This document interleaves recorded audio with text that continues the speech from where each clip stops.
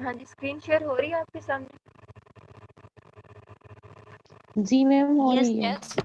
हाँ जी, आज हमने स्टार्ट करना है लिपिड्स। और लिपिड्स जिस तरह आपने कहा कि ये ऑर्गेनिक कंपाउंड्स हैं और इनमें कार्बन और हाइड्रोजन भी होते हैं मॉलिक्यूल, और उसके अलावा ये अपना स्ट्रक्चरल और फंक्शनल रोल प्ले कर रहे होते हैं, ठीक है। और ये ऑर्गेनिक सॉल्वेंट्स में ये सॉल्युबल होते हैं और ये नॉन पोलर होते हैं, ठीक है। अब ये कितने नॉन पोलर होते हैं, कितने पोलर होते हैं, किन में ये सोल्यूबल होते हैं और इनकी नेचर क्या है, क्या इनकी कंपोजिशन है, ये अब हम डिटेल से देख लेते हैं। बेसिकली लिपिड जो है, आप कोई एक तरीके से इनको डिफाइन नहीं कर सकते कि लिपिड ये चीज़ है, ठीक है। इनके अंदर ये जो लिपिड्स है, ये जो ग्रुप ऑफ मॉलिक्यूल्स हैं, इनके अंदर मुख्तलिफ मॉलिक्यूल्स आते हैं, मुख्तलिफ कंपाउंड्स आ जाते हैं। वो सारे कंपाउंड्स ऑर्गेनिक इन नेचर तो हैं, ठीक है, लेकिन उनकी जो फिजिकल प्रॉपर्टीज हैं, उनकी केमिकल प्रॉपर्टीज हैं, उनमें डिफरेंसेस हैं, ठीक है। और जब हम इनको क्लासीफाई करते हैं चीज़ों को, तो हम जब इस मुख्तलिफ कंपाउंड्स को लिपिड की क्लास के अंडर लेके आते हैं, तो उनमें जो चीज़ रिलेटेड होती है ना, वो उनके स्ट्रक्चर से ज़्यादा उनकी फिजिकल और केमिकल प्रॉपर्टीज होती हैं जो रिलेटेड होती हैं। इन फिजिकल और केमिकल प्रॉपर्टीज की बेस पे हम उनको कह देते हैं कि ये लिपिड्स है। लेकिन अगर आप उनकी कंपोजिशन देखें, तो आप कंपोजिशन की बेस पे उनको एक ग्रुप शायद ना बना सकें। ये आप ये देखें ना, लिखा हुआ lipids are heterogeneous group of naturally occurring compounds, ठीक है, हेट्रोजीनस ग्रुप, यानी इसके अंदर मुख्तलिफ किस्म के आ जाते हैं कंपाउंड्स, जिनको आप लिपिड्स कहते हैं, क्योंकि उनकी फिजिकल और केमिकल प्रॉपर्टीज तो मिलती जुलती होती हैं, ठीक है, सेम नहीं होती, बिल्कुल मिलती जुलती होती है। लेकिन उनकी जो दूसरी उनके आप उनके स्ट्रक्चर की बात करें या उनके फंक्शंस की बात करें, तो वो बड़े डाइवर्स होते हैं, ठीक है। जो अगर आप इनकी फिजिकल प्रॉपर्टीज की बात करें तो इनमें जो सबसे कॉमन चीज़ है वो ये होती है कि ये लिपिड सारे के सारे वाटर में इंसोल्यूबल, ठीक है। और नॉन पोलर सॉल्वेंट्स जैसे कि ईथर या क्लोरोफॉर्म वगैरह में ये सोलूबल होते हैं। ये एक सबकी कॉमन प्रॉपर्टी है, ठीक है। और दूसरी बात ये होती है कि जो ट्रू लिपिड्स हैं, लिपिड्स जो है ये एस्टर्स होते हैं, यानी इनके अंदर जो मुख्तलिफ मॉलिक्यूल्स आपस में कंबाइन करके लिपिड्स बना रहे होते हैं, वो उनके अंदर एस्टरिफिकेशन होती है, यानी ऑक्सीजन बॉन्ड से वो आपस में लिंक होते हैं, ठीक है। और ये जो लिपिड्स हैं, ये फैटी एसिड से बनते हैं। और फैटी एसिड इस तरह से, ये फैटी एसिड की अगर आप कंपोजिशन देखें, तो फैटी एसिड जो है ये अल्कोहल के साथ बाइंड करते हैं, ठीक है। आगे इनके बड़े अच्छे से बड़े ज़बरदस्त स्ट्रक्चर है, वो हम देख लेते हैं, लेकिन पहले हम इनकी थोड़ी सी क्लासिफिकेशन लिपिड्स की देख लें। हम तो कह रहे हैं ये हेट्रोजीनस कंपाउंड्स हैं, तो किस तरह से आप देखिए, इनमें 3 मेजर क्लासेस हैं, ठीक है, लिपिड्स की। सिंपल लिपिड्स, कंपाउंड लिपिड्स और ड्राइव्ड लिपिड्स। सिंपल लिपिड जो है, ये फैटी एसिड्स की ही इलोंगेशन से आगे बन रहे होते हैं, ठीक है। फैटी एसिड्स ही एस्टर बना के मजीद अपनी उनकी टाइप्स बन रही होती है। जैसे फैटी एसिड से ही फैट्स और ऑयल्स बनते हैं, ठीक है। अब ये किस तरह फैट्स और ऑयल्स बनते हैं? जब फैटी एसिड्स कंबाइन करते हैं अल्कोहल के साथ। जब फैटी एसिड्स अल्कोहल के साथ कंबाइन करते हैं, किस तरह से? ऑक्सीजन लिंकिंग से। अल्कोहल के साथ अल्कोहल, अब यहाँ पे ग्लिसरॉल बताया गया है कि अल्कोहल कौन सा होगा? ग्लिसरॉल होगा। ग्लिसरॉल के साथ जब फैटी एसिड्स एस्टर्स बना लेते हैं, तो उससे जो 2 टाइप्स बनती हैं लिपिड्स की, वो है फैट्स और ऑयल्स। और अगर आप इसको इसकी ब्रॉड कैटेगरी देखें, तो इनको हम कहेंगे कि सिंपल लिपिड्स हैं। ऐसे लिपिड्स जो फैटी एसिड्स की एस्टेरिफिकेशन से बनते हैं, 2 टाइप्स हैं, फैट्स और ऑयल्स। ये है सिंपल लिपिड्स, ठीक है। अब सिंपल लिपिड्स में कुछ ऐसे भी हैं जो फैटी एसिड्स के एस्टेरिफिकेशन से ही मिलके बनते हैं, और फैटी एसिड कंबाइन करते हैं अल्कोहल के साथ ही। लेकिन फ़र्क ये होता है कि यहाँ पे जो फैटी एसिड्स होंगी, उनमें लॉन्ग चेन्स होंगी। जो कार्बन चेन्स हैं, वो लॉन्ग चेन्स होंगी। अब अगर लॉन्ग चेन्स होंगे, तो फिर वो वैक्सीज होते हैं, ठीक है। फ़र्क सिर्फ ये है, सिंपल लिपिड्स में जो हम 2 कैटेगरीज देख रहे हैं ना, फैट्स एंड ऑयल्स की और वैक्सीज की, तो वैक्सीज जो है, इनमें लॉन्ग चेन फैटी एसिड्स होते हैं और साथ इनके भी अल्कोहल अटैच होते हैं। जबकि ये जो दूसरे फैट्स एंड ऑयल्स हैं, इनमें फैटी एसिड्स इस तरह से लॉन्ग चेन नहीं होते और इनके साथ ग्लिसरॉल अटैच होता है, ठीक है। अच्छा, दूसरे जो लिपिड्स हैं कंपाउंड लिपिड्स, ये जो है asters of fatty acids and alcohol, ठीक है। ये तो वो बात होगी जो बिल्कुल ये हमने सिंपल लिपिड्स में भी देख ली कि अल्कोहल के साथ फैटी एसिड्स ने स्टेरिफिकेशन किया है। लेकिन इसके साथ दूसरी चीज ये है कि इनके साथ दूसरे कंपाउंड्स भी अटैच होते हैं, दूसरे ग्रुप्स भी अटैच होते हैं। अब चूंकि वो दूसरे ग्रुप्स अटैच होते हैं तो इस वजह से फिर हम इनको कहते हैं ये कंपाउंड लिपिड्स है, ठीक है। ये एस्टर्स, फैटी एसिड्स और अल्कोहल के एस्टर्स तो हैं ही, सिंपल लिपिड्स तो है, लेकिन कंपाउंड किस तरह बन रहे हैं कि इनके साथ दूसरे ग्रुप्स अटैच हो गए हैं, ठीक है। वो फास्फेट ग्रुप हो सकता है, वो सल्फेट ग्रुप हो सकता है, वो कोई कार्बोहाइड्रेट्स हो सकते हैं, ठीक है, वो प्रोटीन्स हो सकती हैं जो लिपिड्स के साथ अटैच हो जाएं। तो इस तरह जब डाइवर्स ग्रुप्स सिंपल लिपिड्स के साथ अटैच हो जाते हैं तो सिंपल लिपिड्स कन्वर्ट हो जाते हैं कंपाउंड लिपिड्स में, ठीक है। फिर अब उनकी आगे डिफरेंट टाइप्स हो सकती हैं कंपाउंड लिपिड्स की, वो फास्फोलिपिड्स हो सकते हैं, वो ग्लाइकोलिपिड्स हो सकते हैं, वो सल्फोलिपिड्स हो सकते हैं, वो लिपोप्रोटीन्स हो सकते हैं, ठीक है। ये अगर प्रोटीन्स अटैच हैं तो लिपोप्रोटीन्स हो गए, सल्फेट ग्रुप अटैच है तो सल्फोलिपिड्स हो गए, फास्फेट ग्रुप अटैच है तो फास्फोलिपिड्स हो गए, डिफरेंट कार्बोहाइड्रेट्स अटैच हो गए तो उनको हमने कह दिया ग्लाइकोलिपिड्स है। तो इस तरह सिंपल लिपिड्स के साथ दूसरे ग्रुप्स के अटैच होने से कंपाउंड लिपिड्स की फॉर्मेशन होती है, ठीक है। अब ड्राइव्ड लिपिड्स कौन से होते हैं? Derived lipids are composed of hydrocarbon rings and a long hydrocarbon side chain, ठीक है। एक तो इनके अंदर हाइड्रोकार्बन रिंग होगा, यानी वही कार्बन स्केलेटन तो है, कार्बन चेन तो है, लेकिन वो किस फॉर्म में है? रिंग की फॉर्म में है, स्ट्रेट चेन नहीं है, ठीक है। एक तो ये डिफरेंस आ गया कि वो रिंग की फॉर्म में है। और दूसरा जो आर ग्रुप होगा वो उनके अंदर क्या होगा? हाइड्रोकार्बन साइड चेन होगी उसकी। ये आपको स्ट्रक्चर में देख के ना अभी मजीद ये चीज क्लैरिफाई हो जाएगी। चलिए तरतीब से ही देखते जाते हैं, आगे के स्ट्रक्चर भी आ जाएंगे, ठीक है।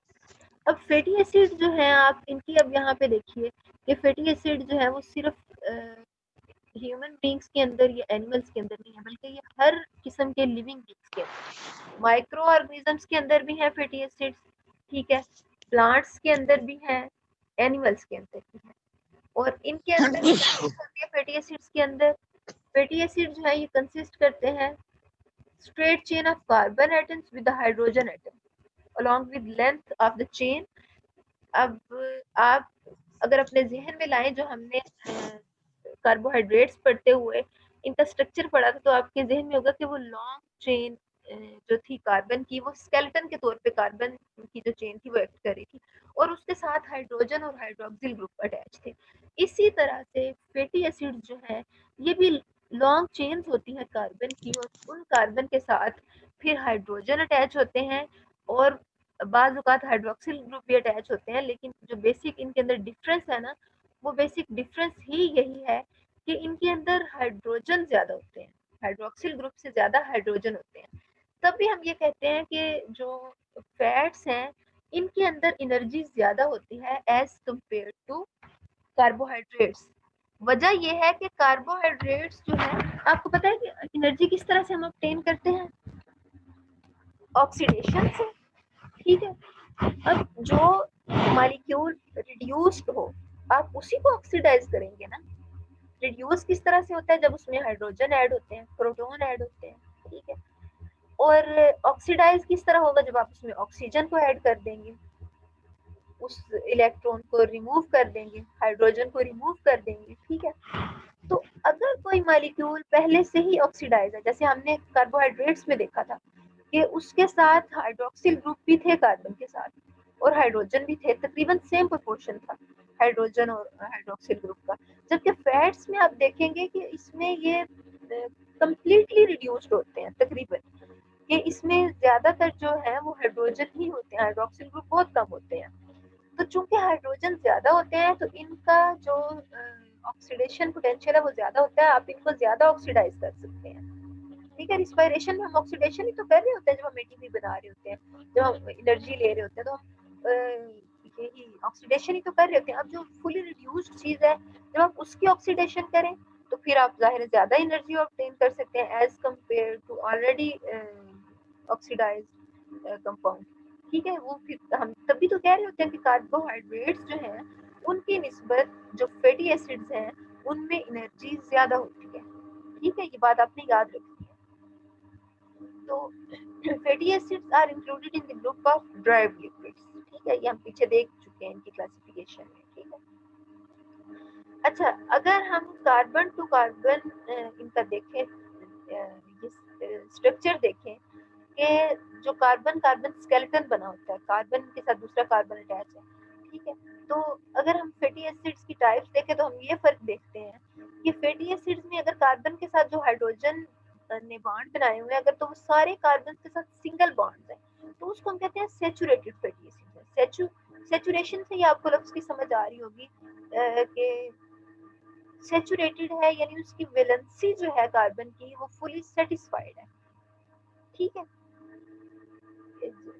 उनके अंदर मजीद गुंजाइश नहीं है बॉन्ड बनने की, सैचुरेटेड है, ऑलरेडी वो सैचुरेटेड है। ठीक है, वैलेंसी जो है वो सेटिस्फाइड है उसकी, और सिंगल बॉन्ड है उनके कार्बन ने बनाए हुए हैं, यानी 4 बॉन्ड जो कार्बन बना सकता है उसने 4 के 4 सिंगल बॉन्ड बनाए हैं। कोई 2 डबल बॉन्ड बना के उसने अपनी वैलेंसी को सेटिस्फाई नहीं कर लिया। ठीक है, तो इस तरह से जब इसके अंदर कार्बन ने सारे सिंगल बॉन्ड बनाए होते हैं तो उन फैटी एसिड्स को हम कहते हैं ये सैचुरेटेड फैटी एसिड्स हैं। और अगर कहीं पे कोई चाहे एक भी हो या एक से ज्यादा हो, कोई डबल बॉन्ड आ जाते हैं, कोई ट्रिपल बॉन्ड आ जाते हैं, तो उनको फिर हम फैटी एसिड्स को कहते हैं ये fatty acids unsaturated fatty acids हैं। और जो अनसैचुरेटेड फैटी एसिड्स हैं वो मोर रिएक्टिव होते हैं। वजह ये होती है कि वो उनके पास और गुंजाइश होती है कि वो बॉन्ड बना सकें, उन सिंगल बॉन्ड में कन्वर्ट कर सकें अपने डबल और ट्रिपल बॉन्ड्स को। ठीक है, तो इस वजह से वो मोर रिएक्टिव होते हैं। अच्छा, अब आप फैटी एसिड का स्ट्रक्चर देखिए। एक तो कार्बोक्स का ये जो है कार्बोक्सिलिक ग्रुप आ गया। ठीक है, एक सिरे पे ये कार्बोक्सिलिक ग्रुप जो है ये उसका हेड बना रहा है। ठीक है, और कार्बोक्सिलिक ग्रुप के बाद ये जो कार्बन चेन है, हाइड्रोकार्बन चेन, ये उसकी टेल बना रही है। ठीक है, अब जो हाइड्रोकार्बन चेन होती है ना, अब चूंकि इस पे कोई चार्ज नहीं है तो ये हाइड्रोफोबिक है, और ये जो जिसके अंदर हेड के अंदर चार्ज है कार्बोक्सिलिक ग्रुप पे, इसको हम कहते हैं ये पोलर रीजन है। ठीक है, तो फैटी एसिड्स के 2 पार्ट्स होते हैं। अगर आप इनका स्ट्रक्चर देखें, हेड और टेल। हेड जो है वो किस पे कंसिस्ट करता है, कार्बोक्सिलिक ग्रुप पे, और टेल किस पे कंसिस्ट करती है, हाइड्रोकार्बन चेन पे। अब ये जो कार्बोक्सिलिक ग्रुप वाला हेड है इस पे चार्ज होता है, ये जो एसिडिक हेड है ये पोलर होता है। चूंकि पोलर होता है तो इस वजह से ये हाइड्रोफिलिक होता है और ये वाटर के साथ बॉन्ड बना सकता है, जबकि जो टेल है वो वाटर को रिपेल करती है। ठीक है, तो आपको इसका स्ट्रक्चर जो है आपने इसका याद रखना है कि इसका हेड जो है वो पोलर होता है और जो इसकी टेल है वो नॉन पोलर होती है, हाइड्रोफोबिक होती है। ठीक है, अब आप यहाँ पे देखिए वो जो हमने फैटी एसिड्स की बात की कि फैटी एसिड्स की अगर वैलेंसी फुली सेटिस्फाइड है सिंगल बॉन्ड से तो उसको हम सैचुरेटेड कहते हैं, वरना हम उसको अनसैचुरेटेड कहते हैं। अब जो अनसैचुरेशन है ये मुख्तलिफ लेवल पे हो सकती है। जो कंपाउंड्स हैं फैटी एसिड्स हैं वो मोनो अनसैचुरेटेड भी हो सकते हैं कि कोई एक इनके अंदर जो है वो डबल या ट्रिपल बॉन्ड हो, कोई एक। और अगर एक से ज्यादा इनके अंदर डबल या ट्रिपल बॉन्ड हो तो उनको हम कहते हैं पॉली अनसैचुरेटेड। ठीक है, तो सैचुरेटेड फैटी एसिड्स की डिफरेंट एग्जांपल्स यहाँ पे दी हुई हैं। ठीक है, इसमें आप देखिए यहाँ पे कार्बन के एटम कितने हैं, 20 हैं, और अब 20 के साथ 40 हाइड्रोजन अटैच हैं, यानी जितने कार्बन हैं उतने उनके उससे डबल हाइड्रोजन बॉन्ड अटैच है। ठीक है, और वो कार्बोक्सिलिक ग्रुप वाले 2 ऑक्सीजन यहाँ पे आप देखिए।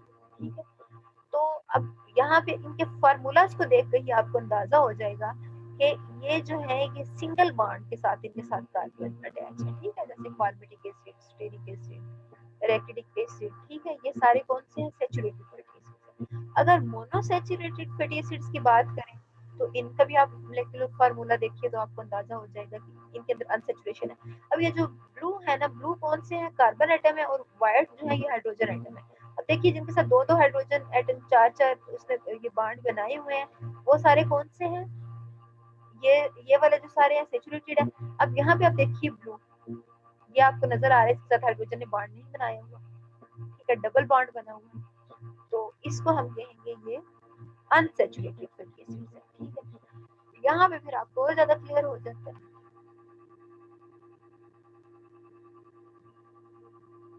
यहाँ पे डबल बॉन्ड और ट्रिपल बॉन्ड ज्यादा है, ठीक है। लिनोलिक एसिड और एराकिडोनिक एसिड, ये एग्जांपल्स हैं पॉली अनसैचुरेटेड फैटी एसिड्स की। और इरोक्लिक एसिड और ओलिक एसिड, ये एग्जांपल्स हैं मोनो अनसैचुरेटेड फैटी एसिड्स की। अब आप देखिए कि ये जो कार्बोक्सिलिक ग्रुप है और ये उसकी हाइड्रोकार्बन चेन है, इसमें आप देखिए कि अगर कोई ये चीज जो मैं बता रही हूँ ना, आपने इसको याद रखना है। आगे हम इसको मजीद डिस्कस करेंगे जब हम फैटी एसिड्स की प्रॉपर्टीज देखेंगे। कि यहाँ पे जहाँ पे इसमें ये जो डबल बॉन्ड आ गया वहाँ पे डेंट आ गया। आप देखिए अगर कोई भी डबल बॉन्ड या ट्रिपल बॉन्ड नहीं है बल्कि सिर्फ सिंगल बॉन्ड्स हैं, तो आप देखेंगे कि यहाँ पे बिल्कुल स्ट्रेट चेन है। लेकिन अगर आप देखें कहीं पे कोई अनसैचुरेशन आ गई है, कोई डबल या ट्रिपल बॉन्ड आ जाता है, तो वहाँ पे डेंट आ जाता है चेन में, ठीक है। ये देखिए चेन में डेंट आ गया, ठीक है। ये आप इसके स्ट्रक्चर को आपने ज़हन में रखना। अच्छा, फैटी एसिड जो है अगर आप इनके कुछ प्रॉपर्टीज देख लें, तो फैटी एसिड जो है ये फ्री स्टेट में एग्जिस्ट नहीं करते, बल्कि ये अल्कोहल के साथ ये अपना बॉन्ड बनाते हैं। अगर ये ग्लिसरॉल के साथ बॉन्ड बनाएं तो ये ट्राई ग्लिसराइड्स बनाते हैं, यानी ग्लिसरॉल के साथ उसके ग्लिसरॉल के जो 3 हाइड्रोजन होते हैं, उन तीनों के साथ एक एक फैटी एसिड आके अटैच हो जाता है। तो ये वो 3 फैटी एसिड जब अटैच हो जाते हैं तो उन्हें हम कहते हैं ट्राई ग्लिसराइड्स, ठीक है। अब ये डाइग्लिसराइड भी हो सकते हैं, ये मोनोग्लिसराइड भी हो सकते हैं कि अगर एक फैटी एसिड अटैच हो या 2, ठीक है।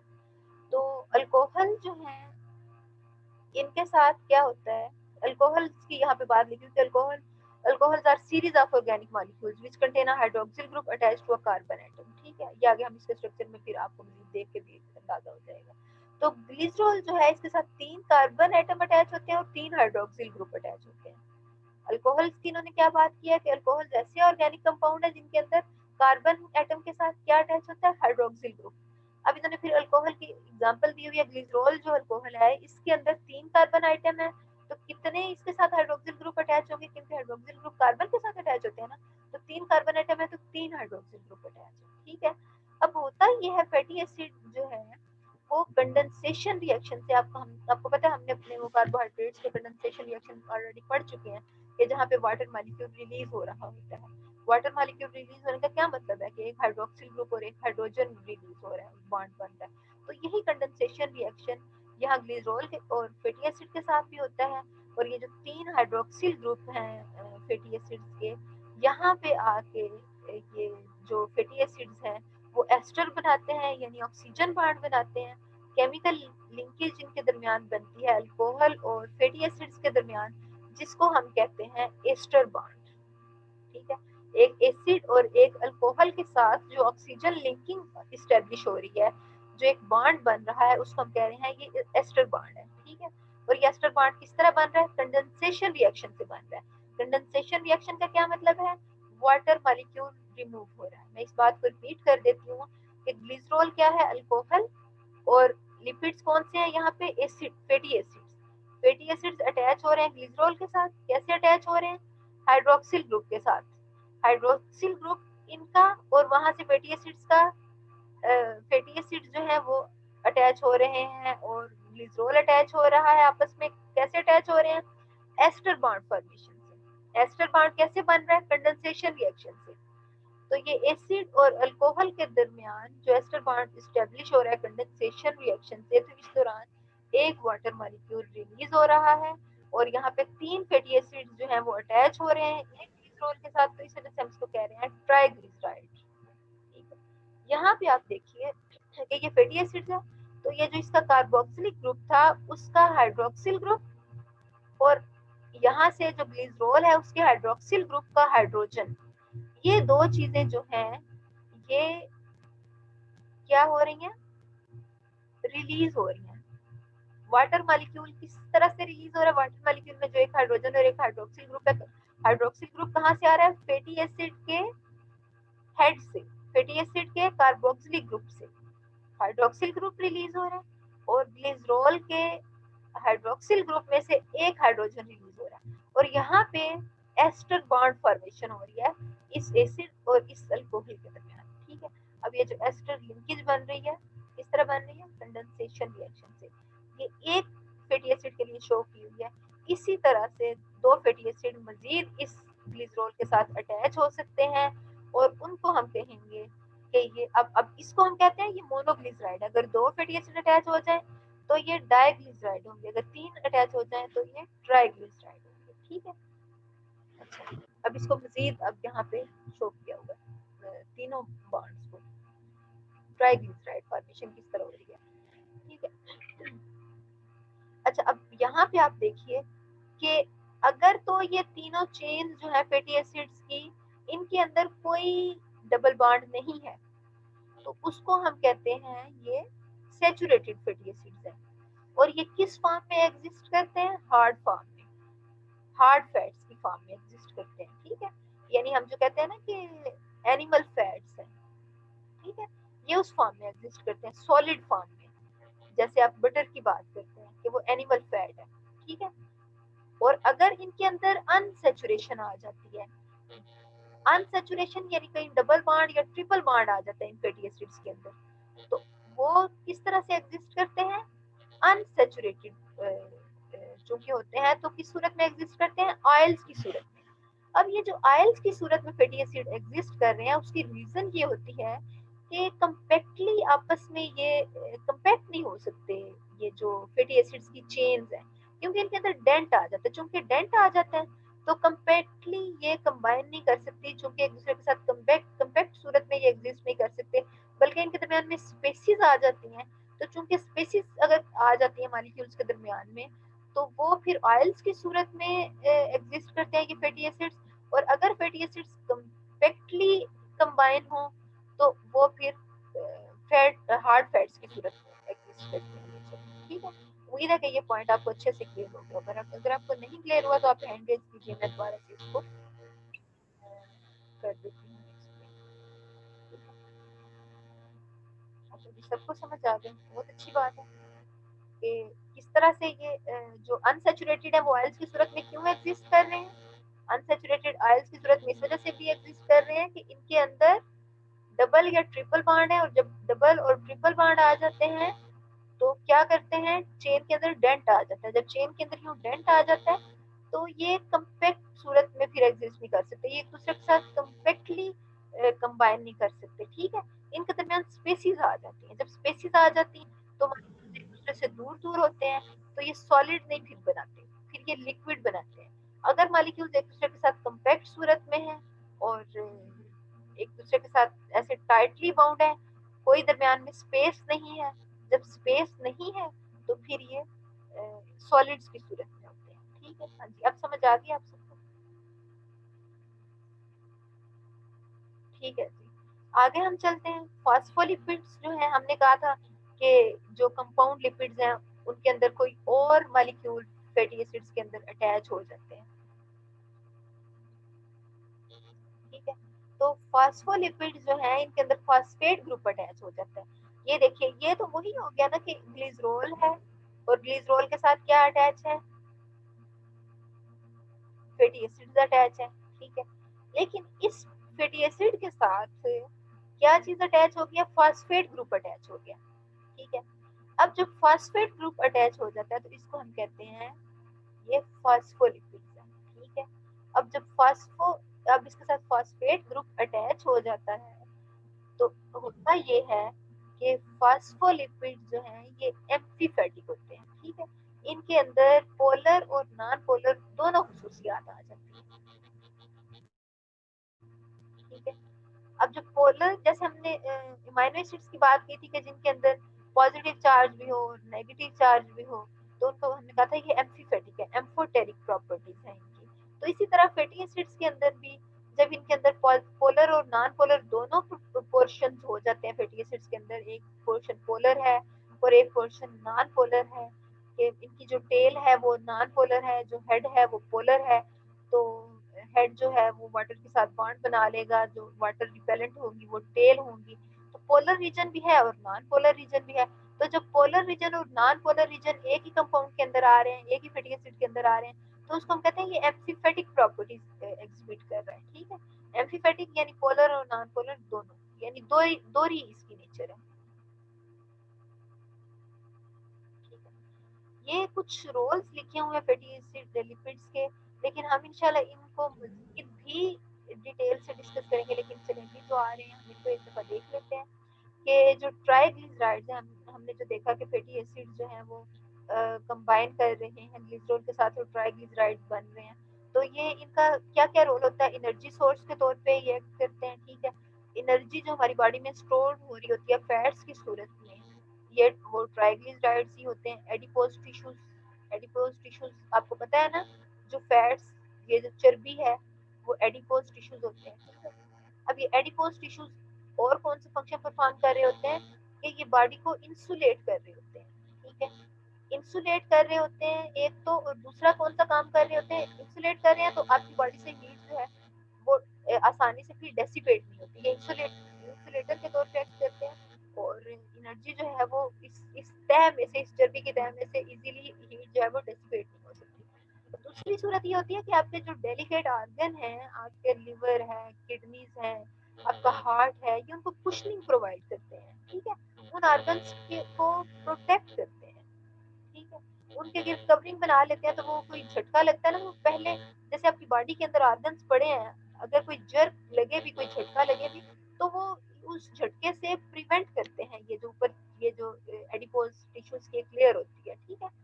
फिर उसके अलावा ये कि इन फैट्स के अंदर, लिपिड्स के अंदर सेंसरी क्वालिटीज भी होती हैं, ठीक है, और ये फ्लेवर्स ऐड करते हैं आपके फूड के अंदर, ठीक है, और फूड को एक टेक्सचर भी देते हैं, ठीक है। दूसरी चीज ये होती है कि ये सेटिटी, दे कंट्रीब्यूट टू सेटिटी।